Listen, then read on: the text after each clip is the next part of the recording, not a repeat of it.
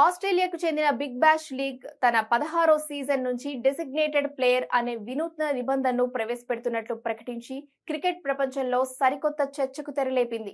ఈ కొత్త రూల్ ప్రకారం ప్రతి జట్టు టాస్ కు ముందే ఒక డెసిగ్నేటెడ్ బ్యాటర్ మరియు ఒక డెసిగ్నేటెడ్ ఫిల్టర్ ను ఎంపిక చేసుకునే అవకాశం ఉంటుంది. డెసిగ్నేటెడ్ బ్యాటర్ గా ఎంపికైన ఆటగాడు కేవలం బ్యాటింగ్ మాత్రమే చేస్తాడు. అతను మైదానంలో ఫీల్డింగ్ చేయాల్సిన అవసరం ఉండదు. అలాగే బౌలింగ్ కూడా చేయలేడు. దీనికి బదులుగా జట్టులోని డెసిగ్నేటెడ్ ఫీల్డర్ మైదానంలో ఫీల్డింగ్ బాధ్యతలు నిర్వహిస్తాడు.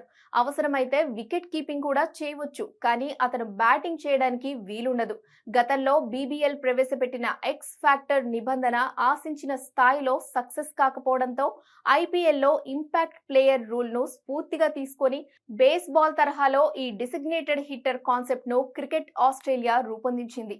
ఇది జట్లకు అదనపు వ్యూహాత్మక బలాన్నివ్వడమే కాకుండా మైదానంలో మరింత వేగంగా కదిలే యువ ఆటగాళ్లకు మరియు బ్యాటింగ్ లో మెరుపులు మెరిపించే సీనియర్ ఆటగాళ్లకు మధ్య ఒక సమతుల్యతను తీసుకువస్తుంది. ఈ విప్లవాత్మక మార్పు వెనుక ప్రధాన ఉద్దేశం స్టార్ ఆటగాళ్ల కెరీర్ కాలాన్ని పొడిగించడం మరియు గాయాల బారి నుంచి వారిని రక్షించడం.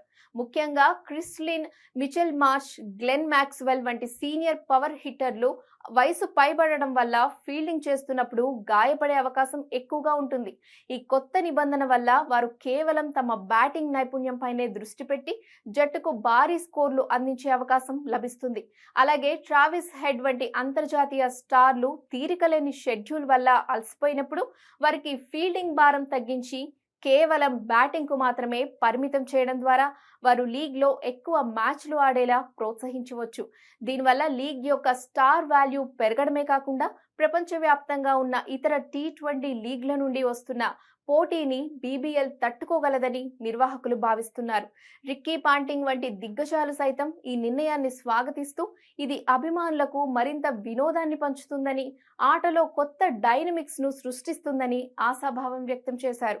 ప్రస్తుతానికి ఈ నిబంధన కేవలం పురుషుల బీబీఎల్కే పరిమితం కాగా మహిళల బిగ్ బాష్ లీగ్ లో దీని అమలుపై భవిష్యత్తులో నిర్ణయం తీసుకోమన్నారు. కాగా ఇప్పటికే 2-3 సార్లు కొత్త రూల్స్ ప్రవేశపెట్టిన ఈ లీగ్ లో ఈ కొత్త రూల్ ఏ మేరకు సక్సెస్ అవుతుందో చూడాలి.